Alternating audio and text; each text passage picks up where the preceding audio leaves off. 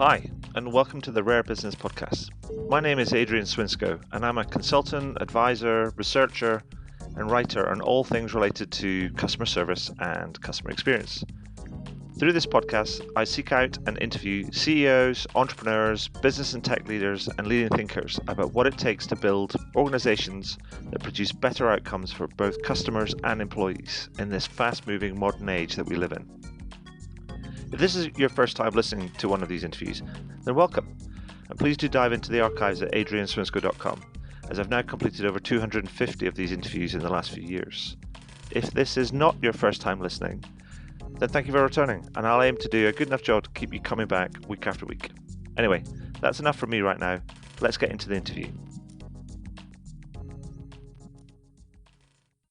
So welcome to the next edition of the Rare Business Podcast. With me today, I have Deon Nicholas, who is the founder of Forethought. Hi, Deon. How are you doing?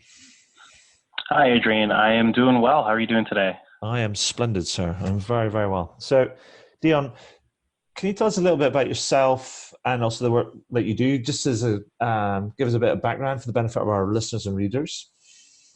Yeah, for sure. First of all, thanks so much for having me on the podcast. I'm Deon, the founder of Forethought, and Forethought is an AI company. We were founded about 2 years ago on a mission to help anyone be a genius at their job. So what we do is we build AI tools that basically index information within an organization and then deliver information to employees when they need it. And we're starting first and foremost with the customer support agent. So we'll integrate with their help desk, such as Salesforce Service Cloud, a Zendesk, or any other kind of help desk system. And then we'll help them route and triage tickets, as well as give them suggested answers to help them close questions up to 20 or 30% more efficiently. Perfect. Now, you, as you say, Forethought is a pretty new kind of company. And I mean, I was doing a bit of research and I was speaking to one of your colleagues about the background to it. And the thing that really struck me was that there's an interesting backstory to how, which requires, when I first read it, I thought that sounds like cheating, but it's not. It's actually being really smart. when it talks about you being at college and reading textbooks and things. And I thought that was a really interesting backstory around how you kind of like, almost like learn how to apply some of the stuff that you're doing now to kind of when you were studying. So can you tell me the backstory? Yeah, no. So that's it is a funny story. So when I was in school, actually, this was in high school. Actually, I don't mention that much, but it was in high school. So I've always been a math and computers guy, and when I was in high school, I interned at the local university. So I was in Edmonton, Alberta. There's the University of Alberta there, and I was an intern there. I actually interned in their machine learning department. So that was really how I got started, really just learning about artificial intelligence, machine learning. I knew how to program. I had started learning about machine learning, was pretty decent at math and computers. But there was one class that actually always got me, and it was history class. Right. So with history, with history, there's a lot of like trying to understand facts, trying to remember details. And I found for me, just like, it was super hard to just like remember things and just kind of keep information in my own head. Mm-hmm. And so with the tools that I had, basically, I knew how to program, and I knew artificial intelligence. What I did was I built an AI that would read my notes and quiz me on the material. Think of this as like a way to auto-generate cue cards based on notes that I was already taking or textbooks I was already reading. And that was my real like first foray into building anything artificial intelligence related. And since then, I've really just been obsessed with this idea of how AI can help anyone become smarter at what they do. I got through history class, by the way, which is great.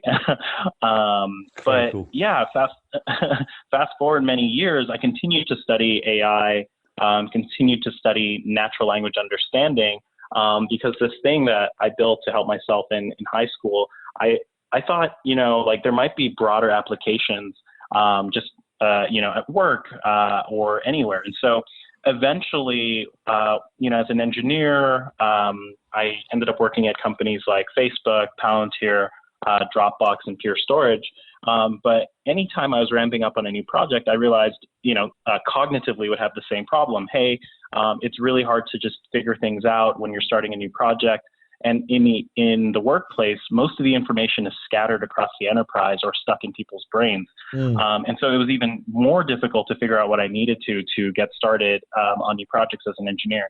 And so I really kept coming back to this idea of, is there a way to just build something that can help me in my workflow and help others become smarter? And so that was really the genesis of Forethought. And so eventually in 2017, I co-founded Forethought with my two co-founders, Sammy Ghosh and Colin Doyle. And we really thought about this idea of building a tool that can index natural language information and help employees. And then it was just a matter of who needs the most help. And so we started talking to folks in IT, customer support, HR, engineering, and more we started thinking about this whole customer experience world. Customer experience and customer support agents were, they're answering dozens of questions per day. They're often not getting much love, both from the tech stack as well as from the customers themselves, and yet they're kind of the unsung heroes of the enterprise. And so we just started spending a lot of time there and building tools for the agents. And that was eventually what led to Forethought and our initial product, Agatha. Wow, that's cool. I mean, I like the application, and then you sort of fast forward. You say you just started it, but actually in between, kind of like the high school and interning at the university, kind of the machine learning kind of like lab, and kind of now and these new products which we'll come back to. I mean, you've just won or recently won TechCrunch kind of Disrupt, which sort of feels a little bit like America's Got Talent for the technology industry, right? Yeah, that's a pretty good way of describing it. I mean, what was that like? I mean, it's like, do you have to get up and do a dance, or is it just like, is it literally just competitive pitching? No, I love the way you describe that, Adrian. So yeah, we founded Forethought in September 2017, and we were in stealth for about a year until September 2018 when we launched. It was pretty much right around a year ago. We launched at TechCrunch Disrupt.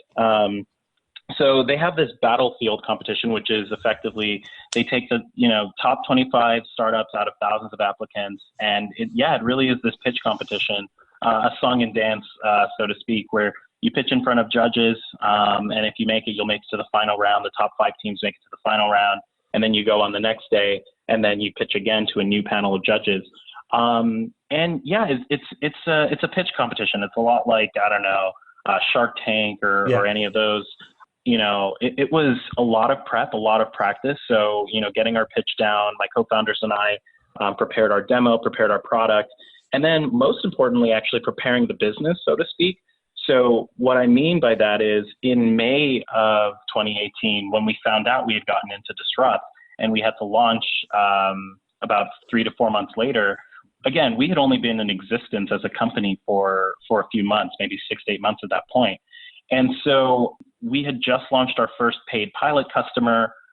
We had just, kind of built our MVP and all of those things. And so in between May and September, we effectively made a decision internally that launching on stage at this, really prestigious pitch competition only mattered if our business was ready. And so we decided to focus in between then, not only on prepping, the pitch about the business and all of the other things, but also just making sure we went to market very quickly and ramped up our beta and pilot customers as quickly as possible. So we went from having, just one paid pilot customer to 5 or 6 with the first few starting to convert to annual contracts. So that period kind of prepping for Disrupt also really leveled up our business overall, where we started to look like, I would say, a real product and a real business. Wow, that's great. And now, I know that at TechCrunch you were, correct me if I'm right on this, that you were leading with the product which is Agatha Answers, but right now you're just kind of launching a new product which is like a build on that, which is called Agatha Prediction. Is that right? Yes, correct. And so, what are the difference between the two of those new kind of products? Because I think that's going to explain a little bit about the evolution, as it were. Yeah, absolutely. So we started by launching Agatha Answers, which is a tool that basically embeds into the agent's workflow and helps them answer questions more efficiently. So Agatha Answers will, give them a search bar so that they can quickly search across all of the data sources we've indexed. We'll also even suggest answers or forethink, so to speak, and give full sentence cohesive answers to the agent that might solve the customer's problem. Right. And so ultimately it's about taking your new agents or taking all of your agents and making them operate like super agents. And so the goal of that product is to be a companion for the agent themselves. And what we learned over the past year was that even before a ticket gets to an agent, figuring out which agent should respond to the ticket, figuring out if it's a high priority or low priority ticket, and really just understanding different kind of metadata about the ticket was actually another hard problem. Teams were having their admins or their best agents focused on this triaging problem in order to just get tickets to the right agents. And so we spoke to our customers and we ended up developing Agatha Predictions, which is, again, this companion product which handles that front end of the stack. So before a ticket even gets to an agent, how do we classify it? How do we decide if it's high priority, low priority? How do we decide which team should respond to it or which agent? And really just get your smartest agents back to answering questions. And then, so that's what Agatha Predictions does. And then that allows agents to spend more time actually answering questions and then hopefully using Agatha Answers as their companion tool there. Right. But I think the thing is so thank you for that. But the thing that I think that's interesting and different about all of this, and I think is that because you alluded to it before, you talked about using an NLU, so natural language understanding approach, rather than a much more widely NLP, or sort of natural language processing approach. Is that right? Because NLU is also kind of in that kind of like hard AI problem, sort of like sort of bucket, and so that's kind of interesting because it feels to me like there's not a lot of people talking about NLU, and a lot of people are in that sort of NLP sort of bucket right now. But you've taken that sort of that hard AI approach to that. So that's kind of, for me, that just feels different. So what is the main difference between NLU and NLP? Absolutely, and I think that's a really great and really pertinent question. So NLP, I would say, is largely the category of tools used to just kind of literally process English language. So what I mean by that is little heuristics to figure out things like, okay, is this a noun? Is this a verb? Just any, there's been a class of tools and algorithms used to just process text. And all of those have been bucketed in NLP. And a lot of that is heuristic based. A lot of that is, just having keywords or synonym banks or stuff like that, right? Like very traditional, I would say, computer science. Right. And then, as you alluded to, natural language understanding is the kind of next step to that. And once you have these like very simple building blocks for NLP, which can get you pretty far in terms of some applications, you start to build tools that effectively approximate how humans understand and communicate in language. So with NLU, you can start to do things like question answering. So given a document, given a question, what is the answer to this question as it pertains to the document? So it's little things like, hey, John picked up the ball, John went to the store, John put the ball down, and then answering the question, where is the ball? You would need an AI to understand that the ball is in the store based on these sequences of facts, right? And so, natural language understanding is really how do you solve these like human cognition problems, from reading comprehension to question answering to information retrieval. And I really do think we're as a society, as an industry, just at the cusp, at the beginning of natural language understanding. I would say a lot of it started maybe in 2017 with a few different data sets that were published around question answering and machine reading comprehension. And those were really the first time you had researchers really diving deep into this. Mm. And so we, I think at Forethought, have benefited from this really, really subtle but powerful shift in that this was exactly when we were starting our company and we were actually focused on this research. Again, for me, I was thinking about the problem of question generation very, very early on, which is, hey, given text, given notes, how do you generate cohesive sounding questions in order to create quizzes out of them? And it turns out a lot of the techniques I was learning, in high school and college, in order to solve this natural language understanding problem, set me up and set the team up really well to be able to solve more general natural language understanding problems, which in our case was like reading comprehension and and question answering. And so so I know you're talking about, so it's the answers. The Agatha answers is about finding and presenting the right sort of information, and predictions is about routing and tagging and routing, classifying, tagging and routing the sort of tickets, the requests as they come in. And then on your site, it talks about, and you said it yourself, is that you have all these. There's a big admin chunk of work that needs to get done, or it's done by many kind of teams where people are doing the manual tagging. Now, I'm trying to understand is that there's an accuracy, but then there's an accuracy benefit, but there's also a productivity benefit here in terms of like time and labor saving. And I'm trying to get an idea of, so what's the kind of, in your estimate and when you're doing your research in terms of the clients that you're working with, what's the kind of potential productivity win here in terms of freeing up of time and effort? Yeah, absolutely. So as mentioned with Agatha Answers, just in general, we can improve productivity by giving people tools for answers by around 20 to 30%. Is kind of what we say on our in our public communications and what we've seen with customers. And then with Agatha Predictions, the kind of routing, tagging, and that piece of things, I would actually say it's another 20%. So what's interesting is, imagine a typical support team. What you'll often have is your best agents will spend maybe 4 out of the 5 weekdays actually responding to tickets, and then they might spend an entire day just doing triage, right? Mm-hmm. And so basically, I could imagine you getting another 20-25% of your time back with Agatha Predictions, because you don't have to do that. And not only is it just a time saver, but it's actually usually your best and most tenured agents who spend time triaging, because they know how to catch mistakes and they know how the support team should be operating. And so this can be a huge win for teams. And does that mean then you're also using those agents in the initial stages to actually train the systems as well, so that or is the system just able to learn from the kind of data sets that are available? How does that work?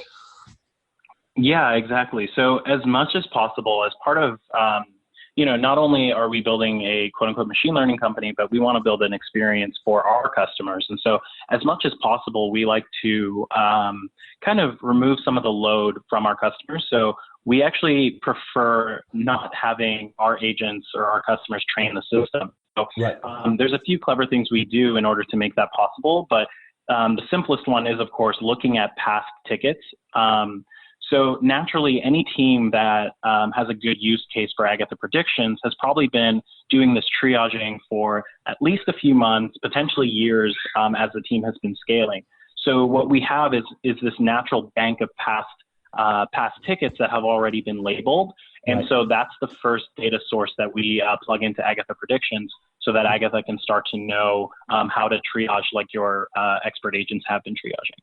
Okay, yeah, because I think that's the interesting thing about when people talk about implementing new AI-powered or AI-enabled systems, is that it sometimes feels like it's getting sold as, oh, you just plug it in and turn it on and it's fine. And it's kind of just like, ta-da! The world is kind of like a happier kind of place. And what it seems to miss is that there is a requirement around, sometimes there is some potentially manual kind of like heavy lifting that needs to get done in order to train systems. But then there's also a requirement you have to have the right data. And if you don't have the right data, you've got to create the data. And that maybe kind of, it's almost like if you've got the data, then the system is more likely to be able to train itself with a bit of QA around it, I guess. But if you don't have the data, then you've got to train the system, and that can take time. And I think that's kind of this thing. There is a lot of it's almost like the guilty secret that's kind of lurking in the background, which basically goes, yeah, this might not be as easy as you think, because there are some essential requirements to maximize the potential of a system like the one that you're developing. Absolutely. Okay. And so what's interesting about that is that's one of the things we take great pains to reduce, right? And so we actually think that's one of our differentiators.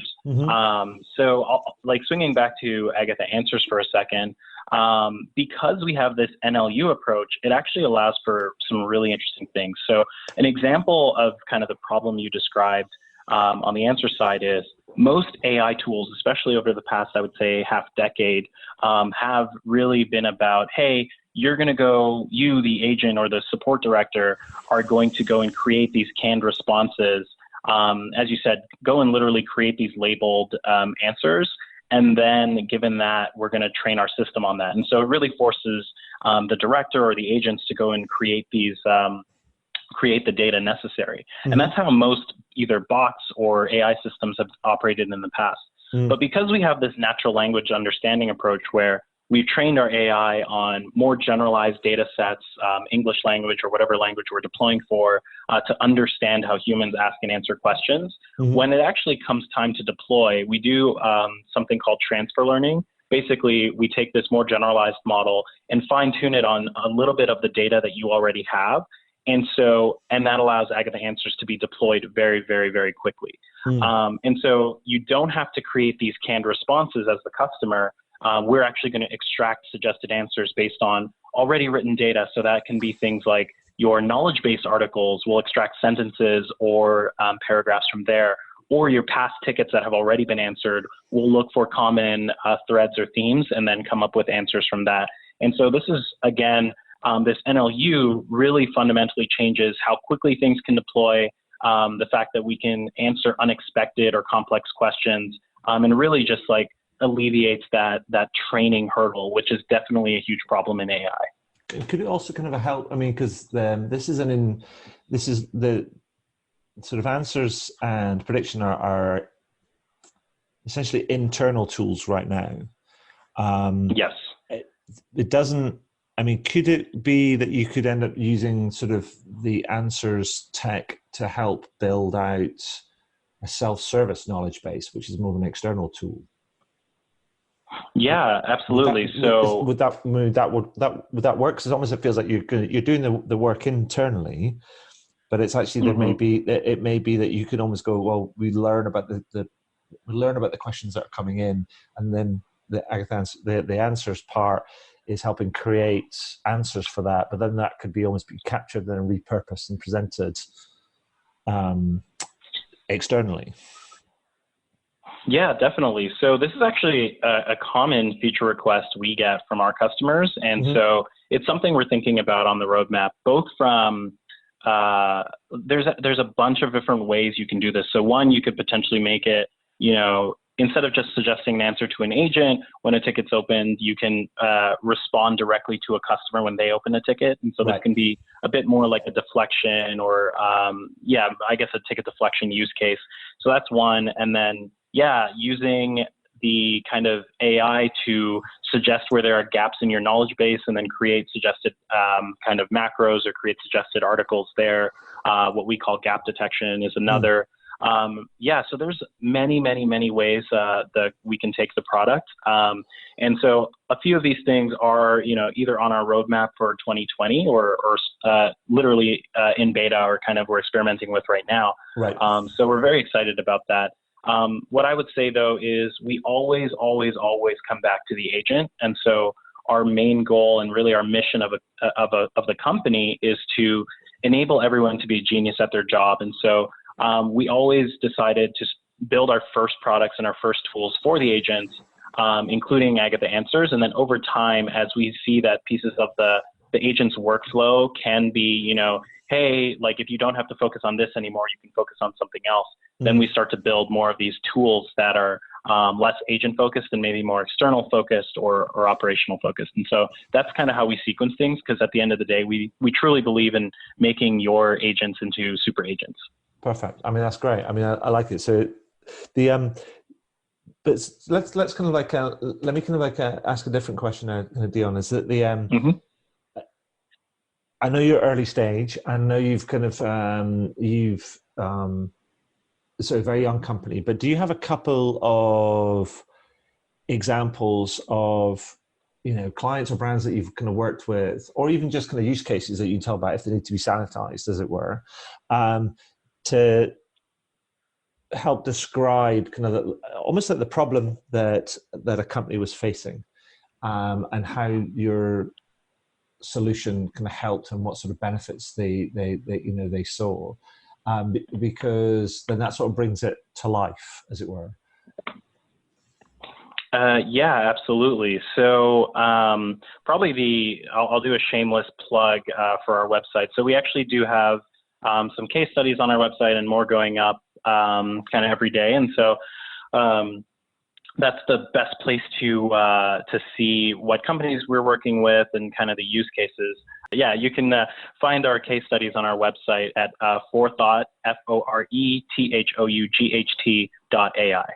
Perfect. We partnered with one, unicorn in the local services marketplace to improve their support operations, for example. And so for them, there's a few different use cases. So this company is using our Agatha Predictions product, and basically anything from both routing to the right agents and figuring out what team it's on, to things like and safety. So figuring out if a user reports that they have an issue in the marketplace, so the person they hired, didn't do the job right or whatever, or they endangered them for some reason, they're sending in tickets, and we can actually detect, separate, okay, is this a spam ticket from, is this actually a ticket that needs to be escalated, and so on and so forth. So this is one example of a use case where Agatha Predictions is actually being embedded within the workflow and then used to route, tag, and triage many, many different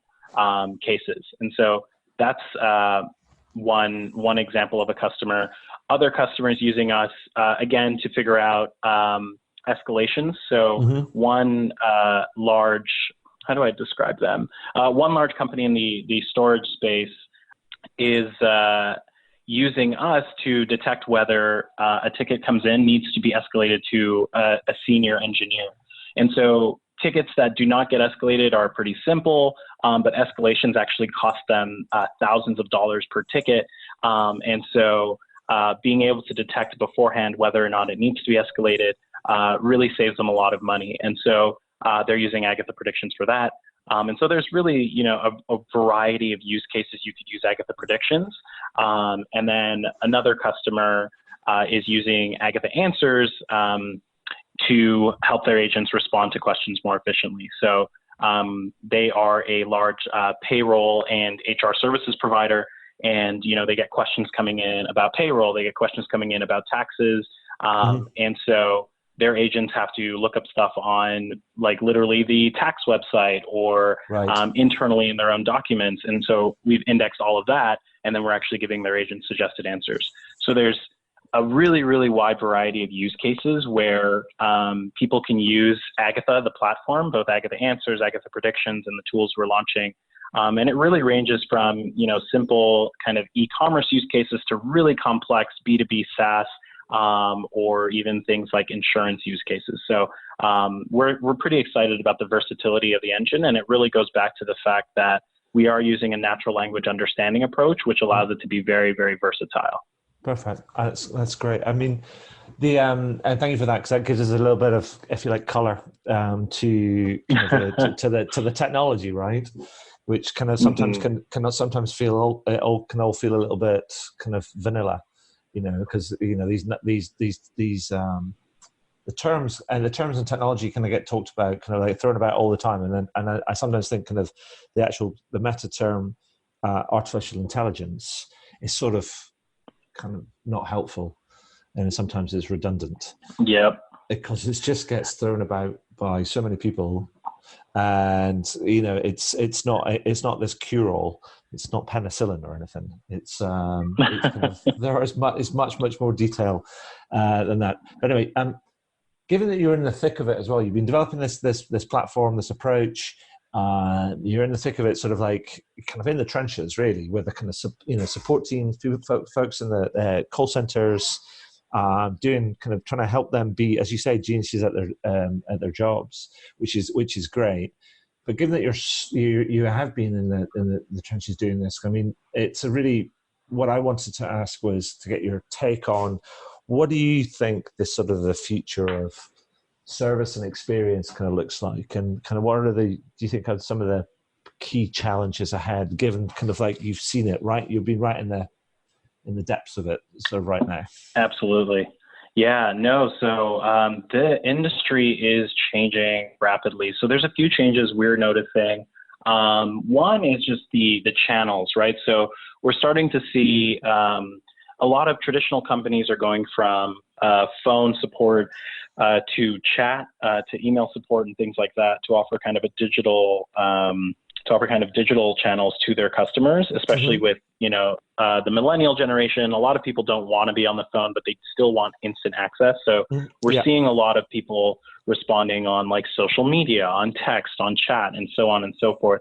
So I think that's a big shift for us, particularly as a vendor in the space. That actually just means like different aspects of the product that we work on. How do we support things from email to real-time voice to chat? And for the actual companies doing the support, it also changes what kinds of agents and what kinds of training they get. And then the other challenges I would see are the balancing of increasing customer satisfaction with reducing costs. So what I mean by that is traditionally customer support, customer service, customer experience have been known as a cost center within enterprises. And so they haven't really gotten much love from, say, senior or executive management. But we're actually seeing, especially with the rise of the cloud, the rise of software as a service, the rise of basically subscription-based economies, customer support is now morphing into customer experience, right? And so what that means is we're realizing that what has traditionally been your support team can now actually be responsible for things like retention, can be responsible for keeping your customers happy, which ultimately leads to a much higher lifetime value of the customer for the businesses. And so it's starting to become more forefront in these kinds of modern businesses. Okay, that's cool. I mean, and all I say to that is about bloody time. Exactly. Tell me about it. Right. Yeah. So one final kind of question on this sort of stuff, and then before I kind of ask you a couple of just questions to finish off the interview, and that is like, so Deon, if anybody's listening to this, this interview or reading the highlights and stuff, and they're like wanting to improve their service or experience, I mean, what would be your best advice to them? I mean, where should they start? What should they be thinking about? That's a great question. I think particularly from my lens of AI, one of the things that I would say to them is AI has changed a lot just in the past 5 years. Like the technology that we have today is completely different than the technology we had 5 years ago. And then secondly, that I recognize it is kind of a buzzword. So it's very, very difficult to kind of separate wheat from chaff, so to speak. Yeah. But I would say if you're doing at least 1,000 to 2,000 tickets a week or more than that, and you have a support team of at least 10 to 15 people, you can start to experiment with different forms of, AI in your customer contact center or in your customer service team. So definitely reach out to Forethought if you are thinking of that. You can always request a demo at forethought.ai. Shameless plug. But really though, I think like taking the time to understand the differences between, is it a chatbot you want, or is it an agent augmentation tool? Like there is a rich space out there of tools that you can use to augment your team. And they're actually very, very different despite having the same umbrella word AI. Yeah. So that's the thing I would say is start to explore that and really come at it from like a learning perspective, because it's more nuanced than it sounds on the surface. Yeah, no, I think so. I mean, I think you're making an important point, because actually there's a lot of people it seems like go and buy a whole bunch of stuff without really understanding what it is they want to achieve. Exactly. And so it's a bit like, why don't you figure out kind of what is the experience that you want to deliver, and then think about the tools that you need sort of to help you get there. And it's like, sometimes it doesn't feel like that's what's happening, because what we end up is we get a lot of technology that gets bought and then bolted together, and we wonder why, everything feels a bit clunky and customers aren't happy. Exactly. Et cetera, et cetera. So it's like, because it seems like, I don't know if what it's the right word these days. Is it a meme or a trope? I'm not so sure, but everybody seems like, oh, we must have a chatbot. I'm like going, really? Exactly. Why? Yeah. The number of times we've heard that is it's no, and I think that really is a testament to it's a complex market, both on the vendor side and the buyer side, or the, if you're a director of customer experience, like being able to figure it all out. Not all AI is a chatbot. I'm actually running a webinar called "To Bot or Not" in the next couple of weeks. So we're actually going to talk about, talk about how do you separate like the different use cases of AI. So for some companies, having a chatbot is what you need, right? Especially for, I would say, oftentimes airlines or kind of retail e-commerce. You actually just want a rule-based system to decide, like, hey, is this a refund request or is it like not a refund request? And that's like the biggest thing you need. But for other companies, say if you are this, a B2B SaaS business or a technology company, and you have very complex customers, then you might need another thing, like you might need an Agatha Answers to help your agents kind of troubleshoot problems. And so there's a fun landscape to that. The question of to bot or not is a big one. Fantastic. So that brings me to the last couple of questions, and these are a bit more fun, Deon. And because it's like, I wrote a book, came out earlier this year, well, actually just a couple months ago, came out in June, and it's called Punk CX, because it was born out of, it's sort of the analogy is that punk rock music emerged out of the back of prog rock music in the 1970s, because it was felt that prog rock was becoming, overly elaborate, self-indulgent, in danger of disappearing up its own arse, kind of more of a very, very exclusive rather than an inclusive sort of fan base experience sort of thing. And punk was like going, what, you don't need a PhD to play music. You just need to pick up an instrument and learn 3 chords and write a song, and that's it. And it made me think that I think the customer experience space is looking a lot like prog rock these days. Overly complicated, certified, all the kind of that sort of stuff, and losing sight of the customer in many parts, because customers aren't necessarily getting the experience that they wanted. And I thought that's interesting, and also because many experience initiatives are not meeting expectations or hitting their deliverables, and so that made me think, I wonder then if CX is looking a little bit like prog rock, then what would a punk version of CX look like? Given that punk's there to be different, to stand out, kind of like to try new things, and so on and so forth. And so what I've been doing is I've been asking kind of people that I've been interviewing sort of 2 things. Given that sort of idea, what 1 or 2 words do you think would describe a punk approach to customer experience? Ooh, 1 or 2 words that I think would describe a punk approach to customer experience. Yeah, I mean, off the top of my head, it's augment, not automate. This is another way of thinking about it. Yeah.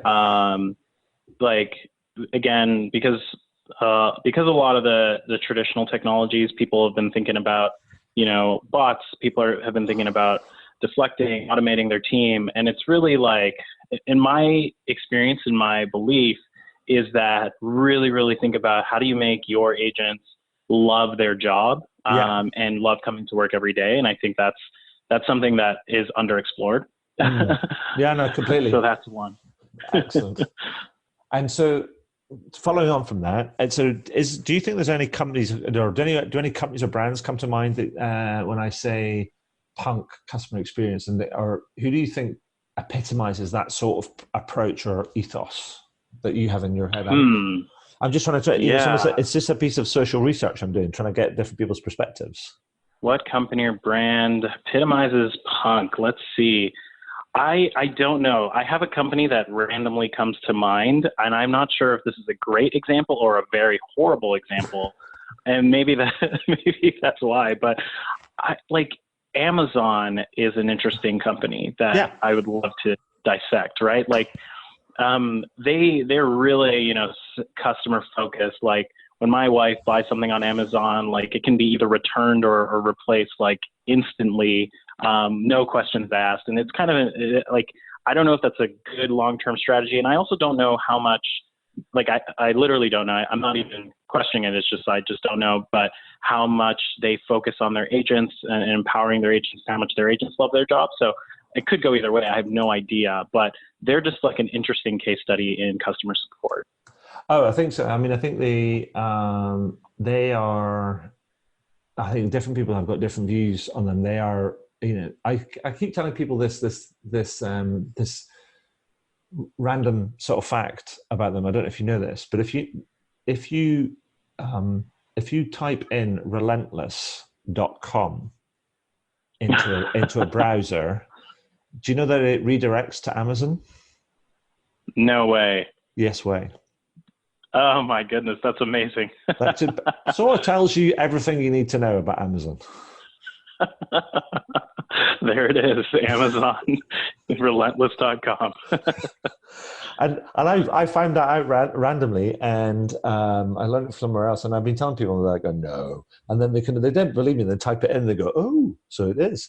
And I do think it is that sort of thing. It's like they are relentless. They are, but then in many ways, that's they don't overcomplicate things in their own way, and they try things and they'll kill things. But are they are they the best company? I don't know, but they're fascinating, like you say. Right, exactly. It is kind of punk. It is like, I don't know if I like this or hate it, but I'm gonna listen. Well, exactly, and that in of itself makes it punk. It's like going, yeah, we're gonna do that this way. You might not like it, but that's tough. We don't care. That sounds about right, Adrian. Deon, so I just want to say thank you for that. Thank you for your time, and congratulations on your success. Also, finally, absolutely congratulations to you and your wife for your second child that's just arrived kind of a few days ago. So thank you. Best thank wishes you so for much. that. The congratulations on your success and the kind of work that you're doing, because I think it feels like it's what you're doing at Forethought is like taking it up a level particularly with the use of the NLU sort of approach, which is very different to a lot of stuff that's going on around the place. But yeah, finally, I'm going to stop babbling. Thank you for sharing your time and your experience with us today. That's been great.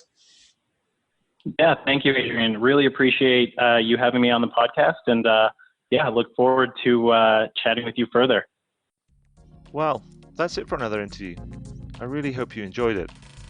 Now, every time I complete one of these interviews, I learn something new, and I try and incorporate that new learning into my writing, my speaking, my workshops, and the consulting that I do for my clients.